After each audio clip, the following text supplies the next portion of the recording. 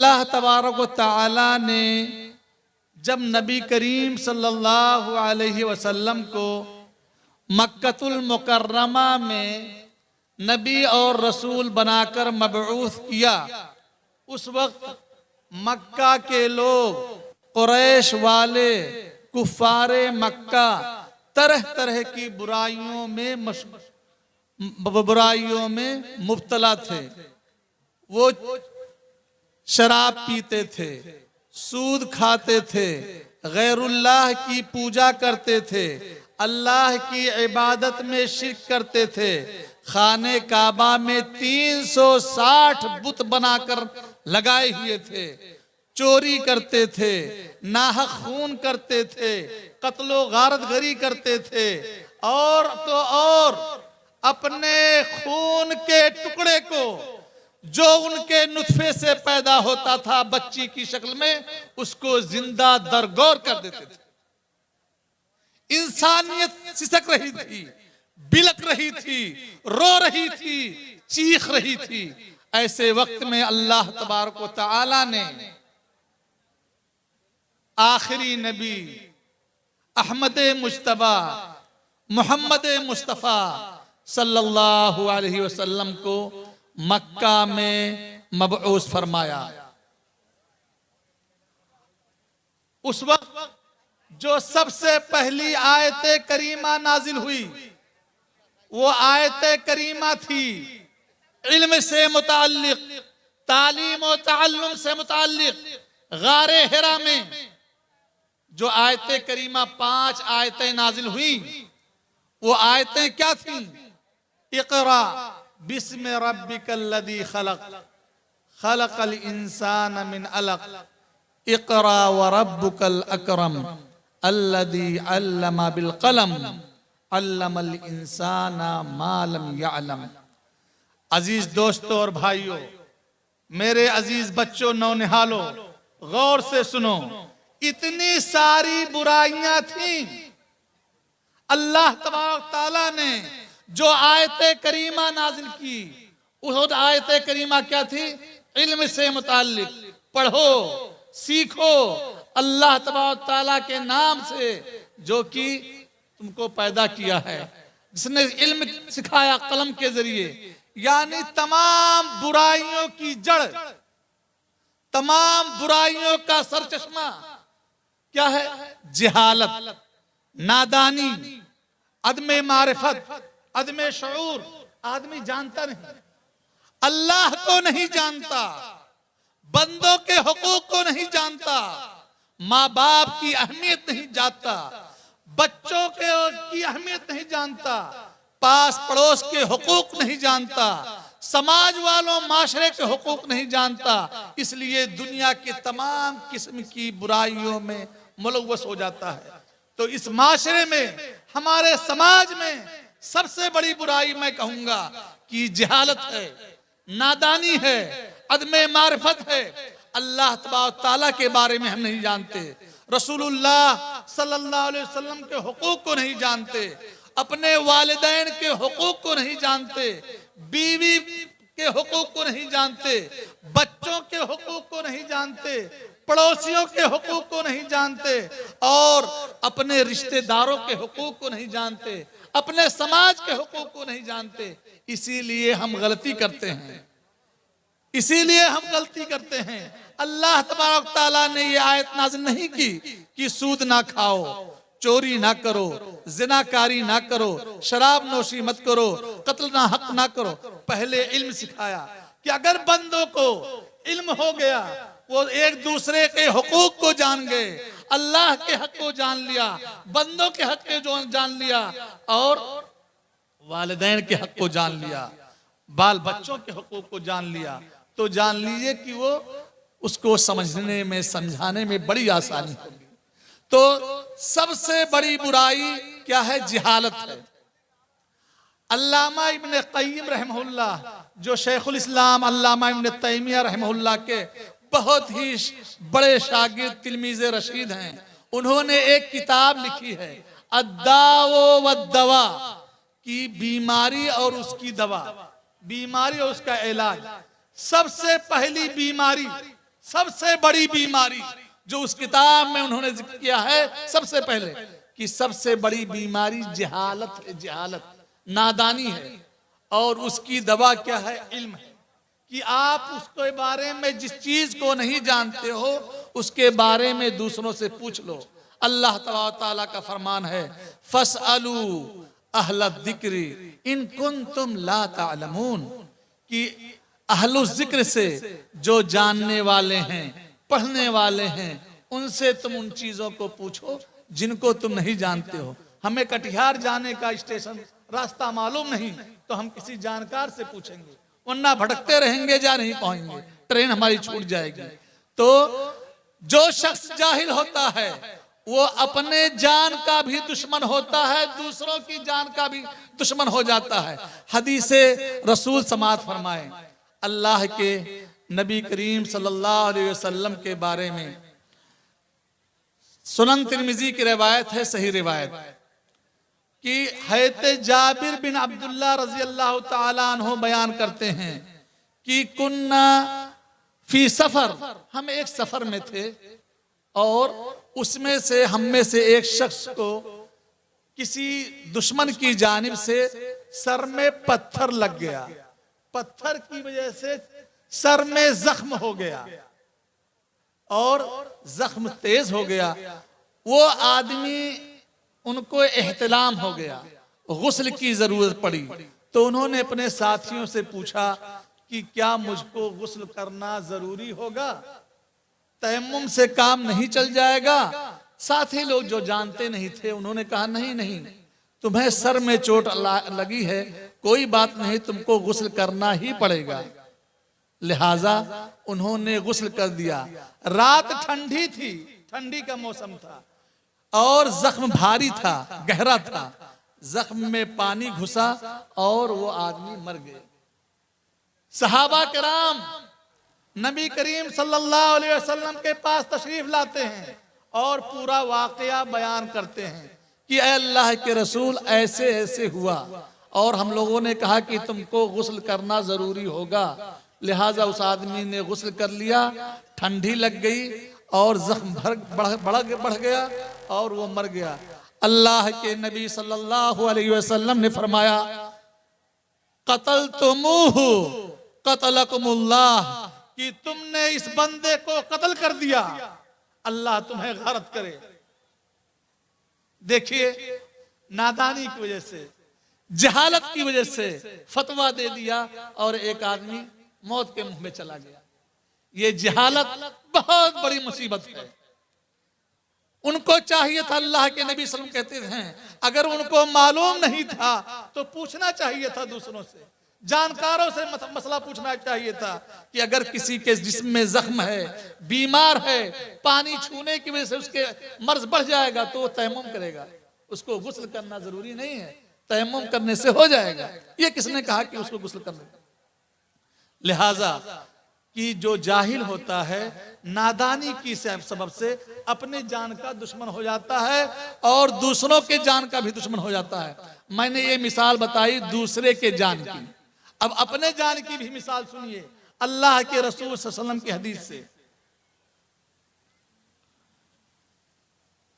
एक आदमी था, उसने 99 कत्ल कर दिया, 99 लोगों को नाहक ज़बह कर दिया, लेकिन उसको एहसास हुआ अपनी गलती का, अपनी कोताही का कि मुझसे गलती हुई, अल्लाह से मैं तौबा करूं, इस्तिग़फ़ार करूं।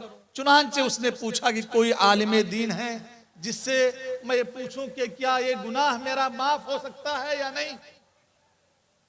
लोगों ने उसको एक राहिब का पता बता दिया।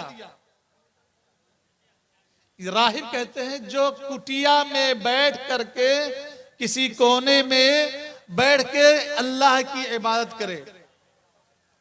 इल्म नहीं था उसके पास, चुनांचे ये कातिल उस राहिब के पास गया,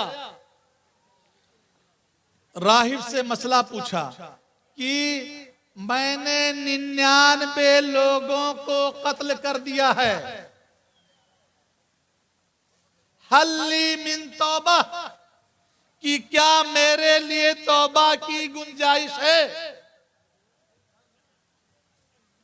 राहिब इबादत गुजार था, इल्म नहीं था, जानता नहीं था, शरीयत के अहकाम मसाइल को जानता नहीं था। उसने कहा लैसा लका मिन तौबा, तुम 99 लोगों का कत्ल करके आए हो, तुम्हारे लिए तौबा कहां है? तुम्हारे लिए कोई तौबा नहीं है। वो आदमी गुस्से में आया, उसका भी सर कलम कर दिया। कितना हो गया? 100 लोगों को कत्ल कर दिया। उसके बाद फिर देखिए गुनाह पे गुनाह करता जा रहा है, लेकिन उसके दिल में है कि मुझसे गलती हो रही है और वह पूछना चाह रहा है मसले को। कहा कि किसी आदमी को बताओ, मैं तौबा करना चाहता हूं। लोगों ने कहा कि फला आदमी है, वो आलिम है, बहुत बड़ा आलिम है। हदीस में आता है आलम व अहलिल अर्ज, मुझे दुनिया का जो सबसे बड़ा आलिम है उसके पास ले चलो, उसका पता बताओ, मैं उसके पास जाऊंगा ताकि हमारे मसले का हल बता सके। चुनांचे लोगों ने बताया कि फला आदमी है, उसके पास जाओ। वो कातिल गया उस आदमी के पास, आलिम के पास। उसने कहा कि मैंने 100 कत्ल किया है, क्या मेरे लिए तौबा की गुंजाइश है, इम्कान है? तो उसने कहा मा यहूलु बैनका व बैन तौबा, तौबा में तुम्हारे दरमियान, तुम्हारे के गुनाहों के दरमियान कौन सी चीज हायल है? कोई चीज हायल नहीं है। तुम तौबा तुम्हारे लिए है, तुम्हारे गुनाहों की माफी है, अल्लाह तबारक व तआला तुम्हारी गुनाहों को माफ करेगा। शर्त यह है कि तुम खुलूस नीयत के साथ तौबा करो। चुनांचे वो शख्स तौबा करता है, इस्तिग़फ़ार करता है, अपने गुनाहों पर नादिम होता है। आलिम दीन चालाक थे, उन्होंने कहा कि देखो हादिही अर्ज़ो सू, कि ये जमीन जो है, ये इलाका, ये बस्ती, ये बुरे लोगों की बस्ती है। यहाँ पे तुम रहोगे तो तुमसे फिर दोबारा लोग गुनाह करवाएंगे, तो तुम वहां पर चले जाओ दूसरी बस्ती में जो कि नेक लोगों की बस्ती है, वहां चले जाओ। वो आदमी जाने लगा, रास्ते में पहुंचा, बीच रास्ते में उसके मौत का परवाना आ गया। फरिश्ते मलकुल मौत आ गए। रहमत के फरिश्ते एक होते हैं और एक अजाब के फरिश्ते। दोनों फरिश्ते आपस में लड़ने लगे, इसकी रूह कब्ज कौन करेगा? तो रहमत के फरिश्ते ने कहा चूंकि शख्स ने तौबा कर लिया है, नादिम है, माफी मांग चुका है, अल्लाह के तबारक तआला के यहाँ कोई चीज की कमी नहीं है, इसलिए रहमत के फरिश्ता निकालेगा। उसने कहा कि नहीं। चुनांचे अल्लाह तबारक तआला ने एक दूसरे फरिश्ते को भेजा और कहा जमीन को नापो और जिस बस्ती से करीब हो उस बस्ती। तो अल्लाह तबारक तआला ने उसकी लाश को नेक लोगों की बस्ती से करीब कर दिया और उसकी रूह मलकुल मौत जो रहमत के फरिश्ते थे उन्होंने कब्ज किया। इस हदीस में देखिए कि एक जाहिल अल्लाह की रहमत का अंदाजा नहीं कर सका और अपनी जहालत की बुनियाद पर फतवा दिया, अपनी गर्दन का दुश्मन हो गया, अपना गर्दन बनवा लिया। तो सबसे बड़ी बुराई हमारे समाज की दोस्तों और भाइयों यह है कि हम अपने बच्चों को जाहिल रखें, अपनी बेटियों को जाहिल रखें, अपने आप को जाहिल रखें। हम आज इस इजलास का मकसद मैं कहता हूं कि आज हम अहद करें, ये संकल्प लें कि हम एक टाइम खाएंगे लेकिन अपने बच्चों और बच्चियों को पढ़ाएंगे। हम एक जोड़ा पहनेंगे लेकिन बच्चों और बच्चियों को कोई भी तालीम दीजिए। इस्लाम किसी भी तालीम से नहीं रोकता, हर नफा बख्श इल्म इस्लाम को मतलूब है। अल्लाह के नबी सल्लल्लाहु अलैहि वसल्लम ने हज़रत ज़ैद इब्न साबित रज़ियल्लाहु ताला अन्हु को हुक्म दिया कि आप इब्रानी जबान सीखिए। इब्रानी जबान यहूदियों की जबान थी और मुसलमानों की जबान अरबी थी। चुनांचे हज़रत ज़ैद इब्न साबित रज़ियल्लाहु ताला अन्हु ने 15 दिन के अंदर इब्रानी जबान सीख लिया। गोया कि जबान सीखना, कोई भी जबान सीखना यह मना नहीं है, कोई भी नफा बख्श इल्म हासिल करना मना नहीं है। शर्त यह है कि हम मुसलमान खाने में, फजूल खर्ची में, शादी ब्याह में, घर की ज़ेबाइश आराइश में, जूते और कपड़े में बहुत पैसा खर्च करते हैं, इसराफ करते हैं, बच्चों की तालीम पर तवज्जो नहीं देते। ये सीमांचल जिसको कहते हैं, कटिहार, पूर्णिया, अररिया, किशनगंज, ये 4 अजला पे मुश्तमिल जो इलाका है, ये हिंदुस्तान का तालीम के मैदान में सबसे पिछड़ा इलाका माना जाता है।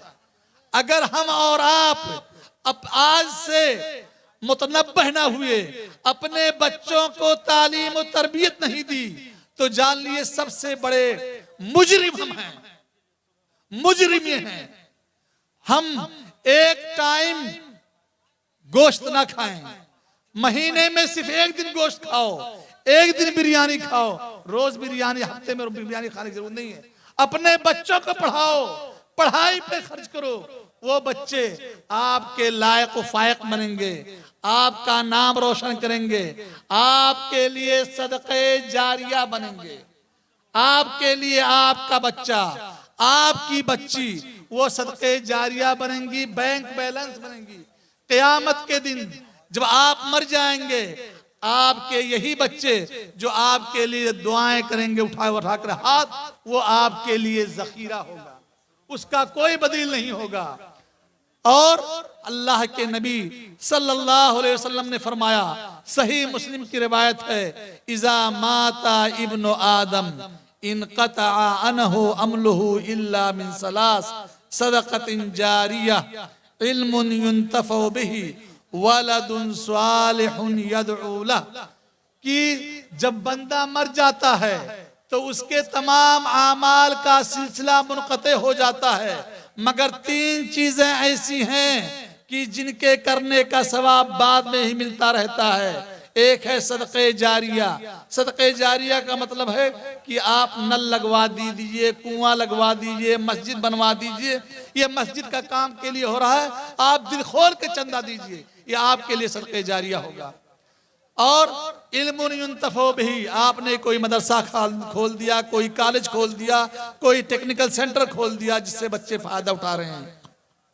तीसरी चीज जो सबसे अहम है, वलदुन स्वालिहुन यदउ लह, वो बच्चे नेक औलाद जो आपके लिए आपके मरने के बाद दुआएं करे, वो दुआएं आपको फायदा पहुंचाएंगी।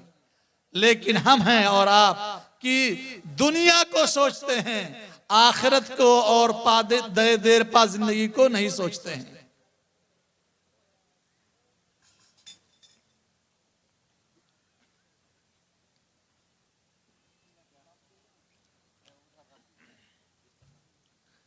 कुरान और हदीस में जितनी भी फजीलतें इल्म की आई हैं, उसमें सबसे पहली मुराद शरई उलूम की है, दीनी उलूम की है। दीनी इल्म इतना हासिल करना हर बच्चे हर बच्ची के लिए, हर मुसलमान मर्द और औरत के लिए जरूरी है, जितने पे कि वो अपने इस्लाम पर, अपने दीन पर अमल कर सके। जैसे वजू का तरीका, गुस्ल का तरीका, नमाज का तरीका, रोजे का तरीका वगैरह जानता हो, उसको कोई कमी ना आए, इतना इल्म होना जरूरी है। तो जब इतना इल्म होगा तो आप औलाद के हुकूक, बच्चों के हुकूक, माँ बाप के हुकूक, पड़ोसियों के हुकूक, अल्लाह के हुकूक, अल्लाह के रसूल के हुकूक ये मालूम होगा, तो आपका बच्चा इंशाअल्लाह नेक और स्वालिह होगा। और ये नेक स्वालिह बच्चा जो दुआ करेगा आपके लिए बैंक बैलेंस का काम देगा। तो आज हम अहद करें, तमाम माओ बहनों भाइयों से गुजारिश है कि हम आज से अहद करते हैं कि हम अपनी कमाई का एक खास हिस्सा मुतय्यन करें कि अपने बेटे और बेटियों को पढ़ाएंगे जिस कदर मुमकिन हो सके। दूसरी बीमारी हमारे समाज में जो है वो है शिर्क की बीमारी। अल्लाह तबारक ताला ने जब पहली आयत नाजिल की, इक़रा बिस्मि रब्बिकल्लज़ी, उसके बाद उलमाए किराम मौजूद हैं, पूछिए दूसरी आयत करीमा जो नाजिल हुई, या अय्युहल मुद्दस्सिर क़ुम फ़अंज़िर व रब्बका फ़कब्बिर व सियाबका फ़तहिर वर्रुज्ज़ फ़हजुर। अल्लाह तबारक ताला ने ये आयत करीमा नाजिल, 5 आयत करीमा सूरह मुद्दस्सिर की। ए कपड़ा ओढ़ने वाले, कुम फअंजिर, खड़े होइए और लोगों को दावतो तबलीग कीजिए, डराइए शिर्क से, अल्लाह तबारक ताला की तौहीद की तरफ बुलाइए। वस रब्बका फकब्बिर, अपने रब ही की तकबीर कीजिए, उन्हीं की बात कीजिए। वसियाबका फतहिर, अपने कपड़ों को पाक साफ रखिए।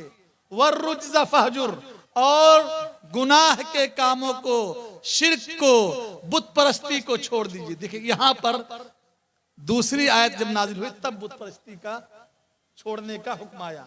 पहले जहालत को दूर करो, फिर शिर्क को दूर करो। शिर्क नहीं, इस रूए जमीन पर सबसे बड़ा गुनाह, सबसे बड़ी मासियत अल्लाह तबारक ताला के साथ शिर्क है। उस अल्लाह ने आपको पैदा किया, हमको पैदा किया, हमारे खाने पीने, रहने, उठने, बैठने, सांस लेने, सब चीज का इंतजाम अल्लाह ने किया, और उसके बावजूद हम उसकी उबूदियत में किसी दूसरे को शरीक करें, यह अल्लाह को मंजूर नहीं, यह अल्लाह को मंजूर नहीं। अल्लाह तआला फरमाता है वमा खलक़तुल जिन्ना वल इंसा इल्ला लियअबुदून, कि हमने जिनों और इंसानों को सिर्फ और सिर्फ अपनी इबादत के लिए पैदा किया। दूसरी जगह अल्लाह ताला फरमाता है वलक़द बअसना फी कुल्लि उम्मतिन रसूला अन इअ्बुदुल्लाह वज्तनिबुत तागूत, कि हमने हर उम्मत में एक रसूल मबऊस किया और उस रसूल को हुक्म दिया, वो दावत और तबलीग क्या करते थे, अन इअ्बुदुल्लाह, कि एक अल्लाह की इबादत करना, वज्तनिबुत तागूत, गैरुल्लाह की इबादत से बचना। जो शख्स तौहीद पर कायम रहा, शिर्क से बचता रहा, ये ऐलान मैं करता हूं अल्लाह तबारक ताला उसे जरूर जन्नत में दाखिल करेगा, जरूर भी जरूर से दाखिल करेगा अल्लाह तबारक जन्नत में। अगर आप अपने आप को शिर्क से बचाए रहे, गैरुल्लाह के आगे सजदा नहीं किया, किसी कब्र वली के पास नहीं गए, किसी के ऊपर चादर नहीं जाके चढ़ाया, किसी मजार का तवाफ नहीं किया, किसी पीर और पगाड़े के चक्कर में आकर के बकरी और मुर्गे की कुर्बानी नहीं दी गैरुल्लाह के नाम पर, आप तौहीद पर कायम रहे, तो आप इंशाअल्लाह जरूर भी जरूर जन्नत में जाएंगे। शिर्क से बचते रहिए। अल्लाह तबारक ताला का फरमान सुनिए, समाज फरमाएं। अल्लाह तबारक ताला फरमाता है इन्नल्लाह ला यगफिरु अन युशरका बिही व यगफिरु मा दून ज़ालिका लिमन यशा, कि अल्लाह तबारक ताला इस चीज को कभी भी माफ नहीं करेगा कि उसके साथ किसी को शरीक किया जाए, उसकी इबादत में, उसकी तौहीद में किसी गैरुल्लाह की शिरकत की जाए, ये अल्लाह को मंजूर नहीं। वयग़फ़िरु मा दून ज़ालिका लिमन यशा, और शिर्क के अलावा जो भी गुनाह है अल्लाह तबारक ताला उसको बख्श देगा। दूसरी जगह अल्लाह ताला इरशाद फरमाता है इन्नहु मन युश्रिक बिल्लाह फ़क़द हर्रमल्लाहु अलैहिल जन्नह व मअवाहुन नार, जो शख्स अल्लाह के साथ शिर्क करता है, या जो शख्स अल्लाह ताला के साथ शिर्क करते हुए मरा, तो उसके अल्लाह तबारक ताला उसका ठिकाना जहन्नम है और जन्नत उसके लिए हराम है। तो मेरे भाई और दोस्तों, अहद करो कि हम शिर्क कभी नहीं करेंगे, अल्लाह की इबादत में गैरुल्लाह को शरीक नहीं करेंगे, तौहीद पर कायम रहेंगे और तौहीद के दामन को मरते दम तक नहीं छोड़ेंगे। अगर आपने तौहीद की रस्सी को मजबूती से पकड़ लिया और शिर्क से बचते रहे, तो आप जान लीजिए कि दुनिया आखिरत दोनों जो है कामयाब है। लेकिन शिर्क की आलाइश में मरे तो आपका ठिकाना जहन्नम है। क्यों? क्योंकि शिर्क इतना बड़ा गुनाह है कि अल्लाह ताला उसे बख्शता नहीं।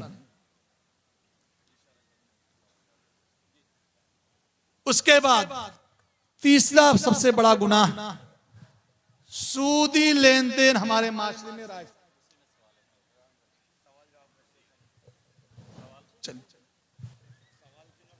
जी ठीक है, आप लोग सवाल जवाब करना चाहते हैं। अस्सलाम वालेकुम व रहमतुल्लाहि व बरकातहू। शेख मोहतरम से सवाल है, चूंकि सूदी का लफ्ज़ जब इस्तेमाल किए तो सवाल उसी से मुतालिक है।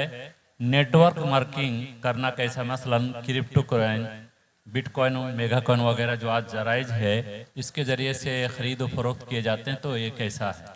देखिए, जो इन्होंने कहा कि नेटवर्क मार्केटिंग और दीगर जो नए वेबसाइट्स और ज़राए आए हैं उसके बारे में क्रिप्टो और मार्केटिंग, देखिए ये सब मजहूल चीज़ें हैं। मजहूल, अगर चीज़ें मजहूल हैं कि माल क्या होगा, दाम क्या होगा, नौइयत क्या है, मालिक कौन है, तो वो नाजायज़ है। अल्लाह के नबी सल्लल्लाहु अलैहि वसल्लम ने फरमाया, ला तबि मा लैसा इंदक, उस चीज़ को ना बेचो जो तुम्हारे पास नहीं है। तो जो चीज़ आपके पास नहीं हो उसको बेचना, तो इसमें मसला ये है कि लोग ऑनलाइन रहते हैं, पता नहीं रहता है कि इसके पास ये माल बनाता है कि नहीं बनाता है, बीच में दलाल है या बीच में क्या है, कैफियत नहीं मालूम रहती है, माल मालूम नहीं रहता है। इसलिए उलमाए किराम कहते हैं कि अगर माल मालूम है, शुरूत मालूम है, चीज़ें मालूम है कि हलाल है या हराम, यानी वो कंपनी क्या हराम चीज़ का धंधा करती है, शराब बेचती है, सूदी कारोबार करती है, या किस चीज़ की गैर नाजायज़ चीज़ों का कारोबार करती है। सूअर का गोश्त आजकल बहुत ज़्यादा आम हो चुका है, उसके बहुत सारी चीज़ें, तो उसको कहते हैं कि जो हमें मालूम नहीं है कि हलाल काम कर रहे हैं या हराम, तो इसलिए कहते हैं उससे बचना है। अगर हलाल चीज़ें हैं तो जायज़, कोई मसला नहीं। जज़ाकल्लाह। चूँकि ये मैसिर की शक्ल भी है इसलिए हराम है। एक सवाल है, नौ मौलूद के कान में अजान के जो हदीस है वो सही है या ज़ईफ है, उसके बारे में? देखिए, नौ मौलूद यानी बच्चा या बच्ची जो पैदा होते हैं, तो हमारे यहाँ जब बच्चा बच्ची पैदा हो तो दाएं कान में अजान और बाएं कान में इकामत कहते हैं। तो इकामत वाली हदीस तो बिल्कुल ज़ईफ है, अजान वाली हदीस भी ज़ईफ है। सही बात यह है, बाज़ उलमा उसको सही करार देते हैं, हसन करार देते हैं, लेकिन सही बात यह है कि वो भी ज़ईफ है, सही नहीं है। नबी करीम सल्लल्लाहु अलैहि वसल्लम के जितने बच्चे पैदा हुए वो सब मक्की ज़िंदगी में पैदा हुए, लेकिन एक बेटा हैते मारिया जो नबी सल्लल्लाहु अलैहि वसल्लम की लौंडी थी उनसे पैदा हुए, वो मिस्र की थी, इब्राहीम। नबी सल्लम के एक बेटे का नाम है इब्राहीम। इब्राहीम पैदा हुए लौंडी से। कहाँ पैदा हुए? मदीना में। मदीना में उलमाए कराम सब जानते हैं तमाम अहकाम शरीयत नाजिल हो गए थे, मदीना में पैदा हुए। लेकिन नबी करीम सल्लल्लाहु अलैहि वसल्लम ने अपने बेटे इब्राहीम के कान में ना तो अजान दिया, ना ही इकामत कही, और ना ही किसी से कहलवाया। इसलिए बच्चों, नौ मौलूद बच्चों के कान में अजान देना या इकामत कहना दोनों सही नहीं है। जज़ाकल्लाह। एक दूसरा सवाल है, क्या 7 दिन के बाद अकीका करना जायज़ है? बहुत अच्छा सवाल। सवाल ये है, मैं चाहता हूं कि आप लोग सवाल करें, बहुत अच्छी बात है, इससे सीखने में। इनका सवाल यह है कि 7 दिन के बाद अकीका कर सकते हैं या नहीं कर सकते हैं। देखिए, अगर 7वां दिन है अकीका का दिन, अगर कोई मजबूरी थी, परेशानी थी, मिसाल के तौर पर ऑपरेशन था, बच्चा आईसीयू में है या माँ आईसीयू में है, आजकल ऑपरेशन वगैरह बहुत ज़्यादा होता है, घर वाले अस्पताल में बैठे हुए हैं, या घर में परेशानी है, माली पैसा नहीं है, सब ऑपरेशन में लग गया, सब इलाज में लग गया, अकीका का पैसा नहीं हो सका, तो बाद में अकीका किया जा सकता है। बाद में अकीका किया जा सकता। कब तक किया जा सकता है? कहते हैं उलमाए किराम, हदीस में है कि कुल्लु गुलामिन मुर्तहनुन बेअकीकतिही, कि हर बच्चा, चाहे बेटा हो या बेटी, हर बच्चा अपने अकीके के बदले में वो गिरवी रखा हुआ है। गिरवी यानी रहन। हम किसी से माल, इनसे हमने 10,000 रुपया लिया और अपना मोबाइल रख दिया गिरवी, तो हमारे ऊपर वाजिब है कि हम गिरवी रखा हुआ सामान छुड़ाएं। जब अल्लाह ताला हमको ताकत दे हम छुड़ा सकते हैं। तो बच्चा आपका गिरवी है, आपका गिरवी है अकीका की वजह से, तो आपको अल्लाह ताला जब सहूलत दे आप अपने बच्चे को अकीका करके छुड़ा सकते हैं। हत्ता कि अगर बच्चा वालिदैन के ऊपर है, माँ बाप के ऊपर। अगर वालिदैन नहीं कर सके, यानी उनकी जिंदगी में परेशानी ही परेशानी रही, गरीबी ही गरीबी रही, तो बच्चा कर सकता। उसकी दलील ये है कि हज़रत नबी करीम सल्लल्लाहु अलैहि वसल्लम आखिरी वक्त में, वफात से पहले, आपने 30 सा जो एक यहूदी से रहन पर लिए हुए थे और उसी में आपकी वफात होगी। और जिरह रखे हुए थे रहन किसके पास? यहूदी के पास। हज़रत अबू बकर रज़ी अल्लाह ताला अन्हु खलीफा बने तो उन्होंने जिरह छुड़वाया पैसा दे। तो बच्चा भी अपने वालिद की तरफ से कर सकता है, हकीका हो जाएगा। जज़ाकल्लाह, बहुत अच्छा। इसी में एक सवाल है, अकीका में गए बकरी शर्त है, लेकिन बाद लोग गाय ऊंट में शरीक होते हैं, क्या जायज है? नहीं, अकीका में है कि अनिल जारियत शातुन व अनिल गुलामा में शातान, कि लड़की की तरफ से एक बकरी और लड़के की तरफ से 2 बकरी। गोया कि एक सर और 2 सर।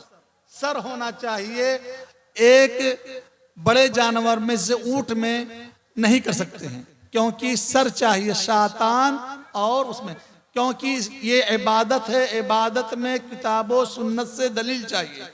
नबी करीम सल्लल्लाहु अलैहि वसल्लम और सहाबे किराम ने ऊंट की कुर्बानी में 7 लोग और दूसरे जानवरों में 7 लोग शरीक हुए हैं, लेकिन अकीका में शिरकत साबित नहीं है। इसलिए अकीका में बकरा ही या बकरी हो और वो लड़के की तरफ से 2, लड़की की तरफ से 1। हाँ, दावत करना है तो 3-4 कर सकते हैं, लेकिन 2 अकीका होगा, बाकी गोश्त के लिए होगा।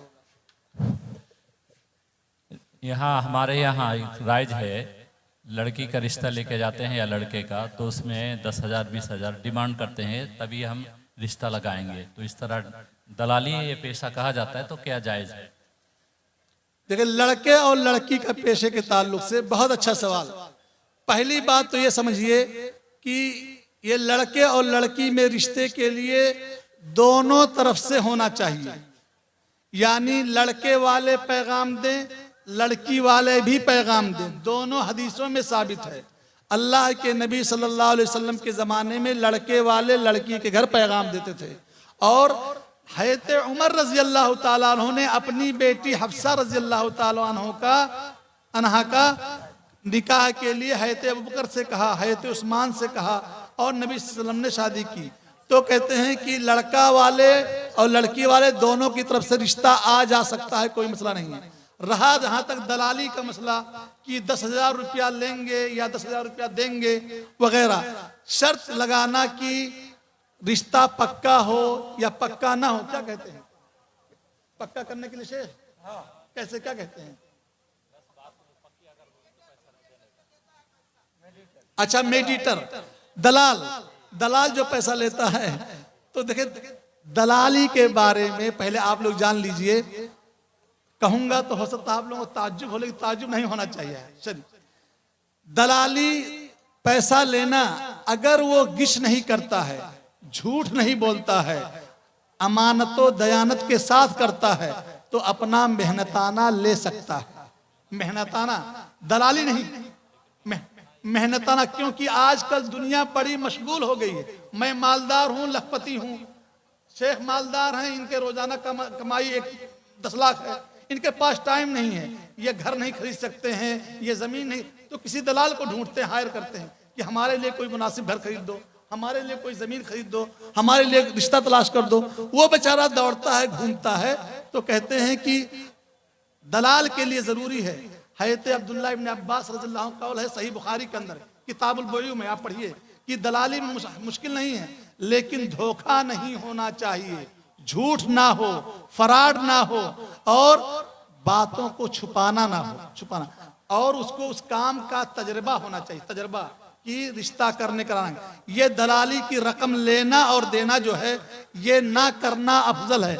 लेकिन अगर वो शख्स मजबूर है, उसके पास कोई दूसरा काम नहीं है, यानी उसके आमदनी का कोई जरिया नहीं है, तो ले सकता है। लेकिन बेहतर और अफजल यह है कि रिश्ता कराने के लिए अल्लाह तआला, इन्नमा नुतइमुकुम लिवजहिल्लाह ला नुरीदु मिनकुम जज़ाअन वला शुकुरा, कि हम अल्लाह के लिए खिलाते पिलाते हैं, अल्लाह के लिए ये रिश्ता कराते हैं, अल्लाह के लिए रिश्ता कराते हैं और हमसे तुमको कोई जजा सजा नहीं चाहिए।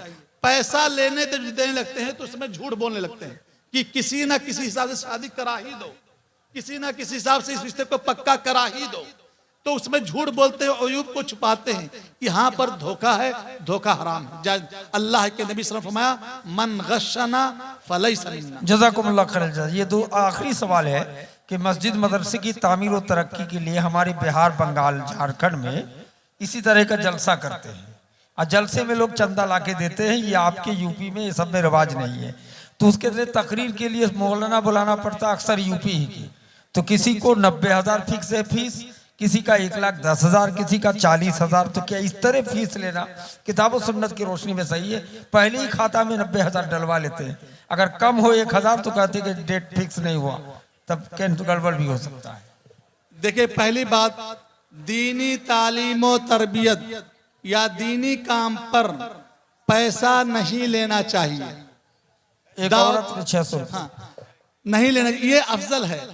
लेकिन जरूरतमंद जो है, मैं मिसाल देता हूं हदीस से दलील देता हूं, आप लोग सुनिए गौर से। लेकिन अगर जरूरतमंद है, उसके पास कमाई का कोई जरिया नहीं है और उसका गुजारा उसी पर होता है, अपने आप को वो दीनी तालीम के लिए या दावत व तबलीग के लिए वक्फ किए हुए है, तो वो ले सकता है। उसकी दलील बताता हूँ। हज़रत अबू सईद खुदरी रज़ी अल्लाह ताला अन्हो और उनके साथ एक जमाअत सहाबा कराम की सफर में थे। रास्ते में उनका तोशा यानी खाने का सामान सब खत्म हो गया। एक गांव में वो लोग उतरे, वहां पर उन लोगों ने, पहले जमाने में होटल रेस्टोरेंट वगैरह नहीं होते थे, तो वहां पर उतरे। उन लोगों ने वहां के गांव वालों से खाना मांगा कि हमारे लिए खाने का इंतजाम कर दीजिए, हमारे पास कुछ रह नहीं गया है। तो गांव वालों ने मना कर दिया कि नहीं, हम नहीं दे पाएंगे। इसी बीच में गांव का जो सरदार था, उस सरदार को एक जहरीले जानवर ने डस लिया। अब ये लोग अपने सरदार को बचाने के लिए बहुत सारा इन्होंने झाड़ फूंक किया, दवा इलाज किया, कोई फायदा नहीं आया, तड़प रहा था। उसके बाद गांव वालों में से किसी ने कहा कि बाहर कुछ लोग आए हैं, उनसे हम जाके मदद लेते हैं, हो सकता है उन लोगों के पास कोई तरीका हो जिससे हमारा सरदार बच जाए। वहां से लोग आए, सवाल किया कि हमारे सरदार को ऐसा ऐसा हो गया है, आप लोगों में किसी को कुछ मालूम हो कोई तरीका इलाज तो दवा कर दीजिए। तो उन्होंने कहा थे अबू सईद खुदरी रज़ी अल्लाह तआला कहते हैं कि नहीं, मैं कर सकता हूं लेकिन मैं करूंगा नहीं। कहा क्यों? कहा कि हमने आप लोगों से खाना तलब किया, आपने खाना हमें नहीं खिलाया, अब हमें 30 बकरी दोगे तो हम दुआ करेंगे। तो कहा ठीक है। जाकर के उन्होंने सूरे फातिहा, देखिए सूरे फातिहा को आप लोग मालूम मत समझे, सूरे फातिहा का एक नाम है शिफा, सूरे साफिया का नाम, फातिहा का नाम है शाफिया, शिफा देने वाली, काफिया किफायत करने वाली, बहुत। तो सूरे फातिहा में शिफा याबी है। तो उन्होंने सूरे फातिहा पढ़कर फूंक दिया और वो सरदार बिल्कुल अच्छा हो गया, जर्रा बराबर गोया कि उसको कुछ नहीं था। तो 30 बकरी उससे लिया। अच्छा, अब सहाबा कराम कहने लगे कि कुरान पढ़ करके आपने दम किया है सूरे फातिहा, हमारे लिए हलाल है कि हराम है हम नहीं जानते हैं, हम नहीं खाएंगे, लेंगे नहीं। यहाँ तक कि नबी सल्लल्लाहु अलैहि वसल्लम से पूछेंगे। चुनांचे नबी सल्लल्लाहु अलैहि वसल्लम के पास लेकर गए तो नबी सल्लल्लाहु अलैहि वसल्लम ने कहा कि हाँ जायज़ है, लाओ मेरा भी हिस्सा लगाओ। तो कहते हैं अगर ज़रूरतमंद हैं, उलमाए किराम, खुतबा इज़ाम, दुआत या मस्जिद मदरसे की तामीर के लिए ऐसे मांगते हैं तो कोई नहीं देता है। जलसे के नाम पर हम ही लोग इकट्ठा होते हैं, हम ही लोग देते हैं, तो कोई बात नहीं, जायज़ है, कोई इश्काल की बात नहीं। जरूरतमंद। जज़ाकुमुल्लाह खैरल जज़ा। जी खत्म किया जाए, चूंकि हमारे पास 2-3 मुकर्रर और एक चीज बस, एक सवाल इनका है, बस एक मिनट बस। किस्त पर खरीदो फरोख्त करना, बहुत ज्यादा ये सवाल किया जाता है किस्त पर। जैसे ये मोबाइल है, अगर हम कैश में लेंगे तो 10,000 और 6 महीने उधार लेंगे तो 10,600, ठीक है। तो कहते हैं इसका हुक्म क्या है शेख?